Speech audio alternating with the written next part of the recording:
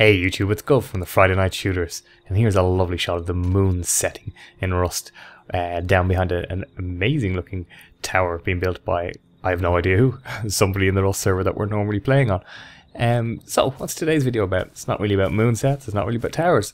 I wanted to talk to you today about the games I've been playing for the last week, particularly an update on Rust, and a few of the other games I've been playing, so I'll get right into it.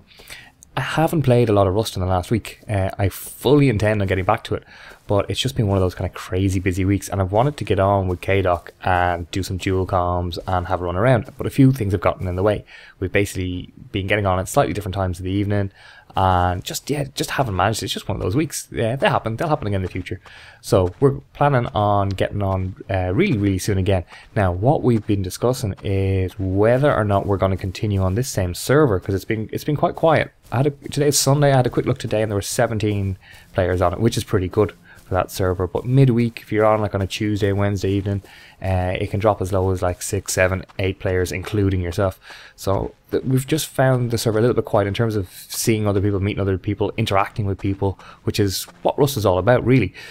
So we're kind of thinking, will we have a look at other servers? We're also thinking, should we go for PvP? A server where people will actually kind of engage with you on site, which is quite possible.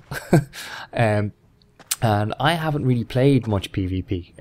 I've always played on either this server or the server I was on for about probably a month before this.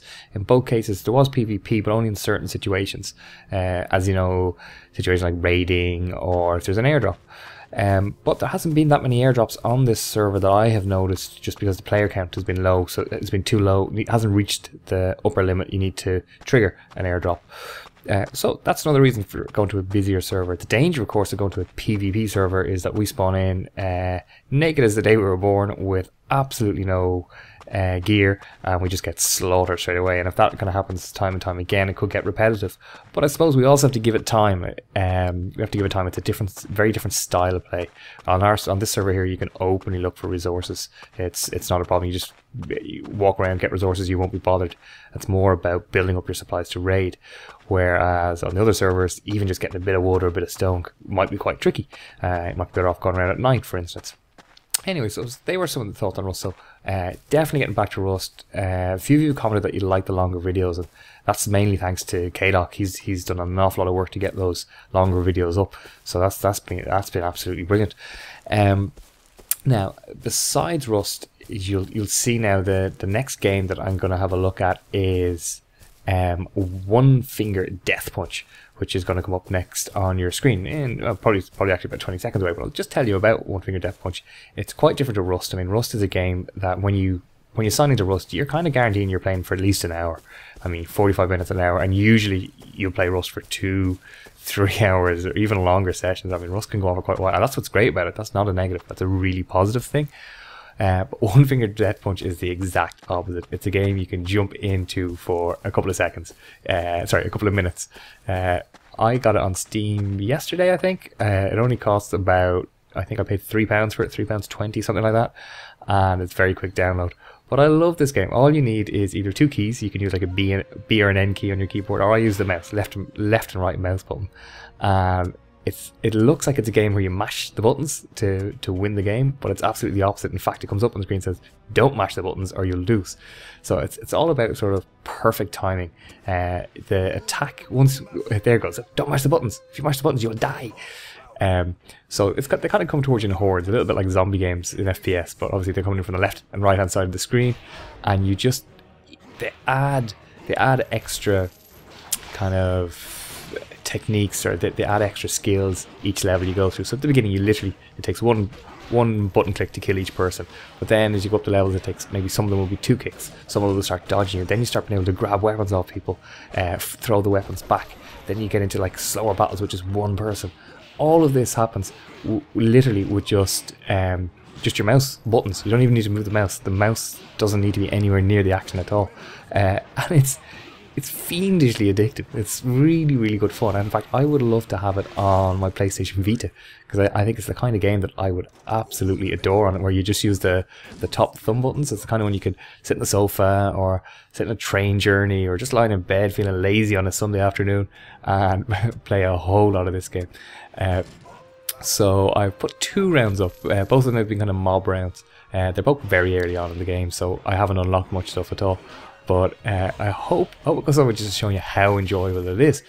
I have no idea how long the game will last for in terms of how many levels there are. I don't know if there's DLC planned, but for the moment, what I got for my £3, it's the best value game I've bought in a long time.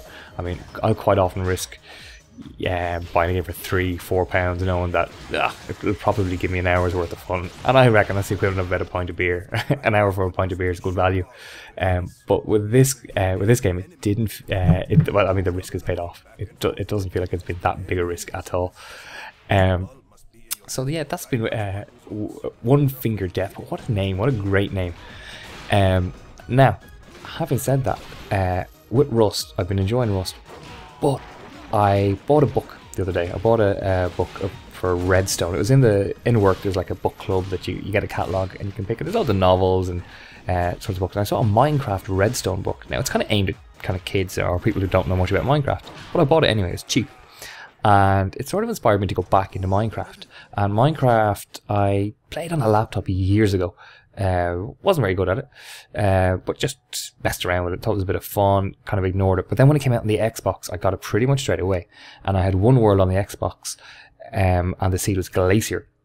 And I really enjoyed it. That's where the videos on this channel that I put up in the past have all been on the Xbox version of Minecraft. But having done a little bit of research, I decided, do you know what, I want to try the PC version. I know it's only slightly ahead of the Xbox. It's nothing to do with, oh, PC version is better. It's just different. It's got the bigger world. So I spawned in. I've just started. It's just a survival game, just playing by myself at the moment. And I haven't even set up a base yet. I've just been wandering around, which is probably what you'll see. But before I bought it, I actually played the demo, and that's the picture that I've frozen on the screen now is from the demo of the game. And I found this lovely place in the demo world where I was like, oh, that's where I'd like to build my little house or my base, in around that kind of cave system. It looked really cool at night as well, because there's like lava flowing down in some sections. You see, I think in the next picture you'll see the lava with the moon, and it was just very atmospheric, which, I mean, I think I'd forgotten how atmospheric Minecraft can be. And so anyway, I bought the game. Now I started another world, not in the demo world, and I spawned on an island, and it took me sort of forever to kind of get off this little island. I built a little boat, went across, found another little island. I just kept finding islands, and I didn't want islands. I wanted like a landmass, like a continental landmass that I could explore. And I finally found a landmass, and that's where kind of this Minecraft video started, where I basically at night time, because I don't have a house, I have a bed, I just build a dirt tower, make a quick 3x3 square at the top, chuck down a bed, and that's keeps you safe from the zombies at night. You just sleep on the bed and then boom, next day straight away. So I've been going off on a wander, looking for somewhere nice to pick a base. Now I have found somewhere nice. I still don't know if it's where I'm gonna set up, but what I kind of sort of want to talk about what I like in a base. Now I use the Glacier seed, as I mentioned already, in the Xbox, and that's quite mountainous. And I like mountains and hills in Minecraft. I'm not so keen on the biomes, you know, the desert biomes. They're interesting and I like to have them there, but I don't want to build there. I like the jungle biomes. I think they're kind of cool, but again, I don't want to build them there. I like to have a view. I don't know why. It's the same in Rust. When I first started playing Rust, I built up in the mountains. It wasn't the best place to build. I was too far from the resources, but I was up near Mount Everest. But I did like the views, and that's exactly what I go for in Minecraft. So this is, I fast forward a little bit here. This is the place I found. You can see the mountains spawning in the background, and I like that. I like coming through kind of a flatter area like this kind of forest, you know, the normal kind of Minecraft forest area, and then you see these big hills, and it took them a while to render, because obviously I hadn't come to this section of the map, and this is something very different for me from the Xbox, the fact that you can just go for miles and miles and miles until you find something that you really like. And of course, when I get to a mountain area, I like to have a look around. I think, where would the house be? So I'm not mining at this stage. I'm not killing animals. I'm not looking for wool. I'm not looking for food. I have enough food that I got earlier in the day. I'm just having a look at the mountains. So I go for the highest pieces of ground usually to survey the area. So this isn't the highest piece I get to here, but I do see what I see. I see that kind of cave-like system there, and it's not exactly the same. It's not as beautiful as. In fact, it looks like a giant tortoise now that I see it. It looks kind of weird where the pigs are, but I like. That's the kind of setting I like. a decent flat size area to build on right there in the middle, but mountains around, so you can survey, you can build like railway lines going up, you can do jumps into lakes, kind of cliff diving sort of stuff. So that's pretty good. So what I decided to do then, once I kind of looked there, is I need to climb the highest section to have a good look around it. Now, this mountain's actually really big compared to what I'm used to now. I know they've doubled the height a few months back in the Xbox, but before that you were kind of limited to just about cloud height, pardon me, a little bit higher. Now this mountain goes a lot higher than cloud height, and I enjoy climbing it. I know it's so easy in Minecraft, you just go up and dig a little bit if you get to a tough bit, but I like the fact that you can climb mountains, because I do a bit of hiking in real life. I haven't in a while now, but that will be kind of one of my main outdoorsy. I'm not a great at sport, but I do like hiking. So I think that feeds into the way I play Minecraft. I like finding these mountains and going up and having a look. And that's exactly what I did here. So climbed to the top of this mountain, just had a quick look around, and that's where I've left it now. So I don't know if I'm going to continue much with this world. I've been toying with the idea. Myself and K-Doc have been had a brief chat about it, about maybe renting a server at some stage, maybe for Rust, maybe for Minecraft, with the idea that it would be on 24/7. It would only be a small, like 4-slot server or something like that, so that myself and himself could build on it, because we're not always on at the same time. But then, every time I log on, I'd see what he'd built, and every time he logged on, he'd see what I built. So that's definitely a possibility for the next while. But again, I may just play this world for a while and make sure that I'm fully invested in playing in Minecraft before I go renting a server. So we're also looking at different server options. But look, I love this, being up above the mountains. Now, my render distance I've only set, I think, to 8 or 10 chunks. I probably need to set when I go up on this big mountain, I need to set it to a higher render distance. Maybe 12, 16 chunks, something like that. But I wouldn't build on top of this mountain. I might build something. I might build another tower on top of that. But my house I would have in that lower down section that I was looking at earlier. At this stage, I'm just enjoying the moonrise and the sunset, the nice colours. So that's it. I think you saw earlier, like the rust sky at dawn has gotten much better. I think Minecraft does it nicely as well. It's that sense that the day's passing. I've always liked that.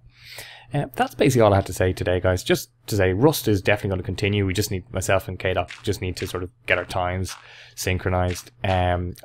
Definitely try out One Finger Death Punch if you get a chance, and if you have a spare few quid.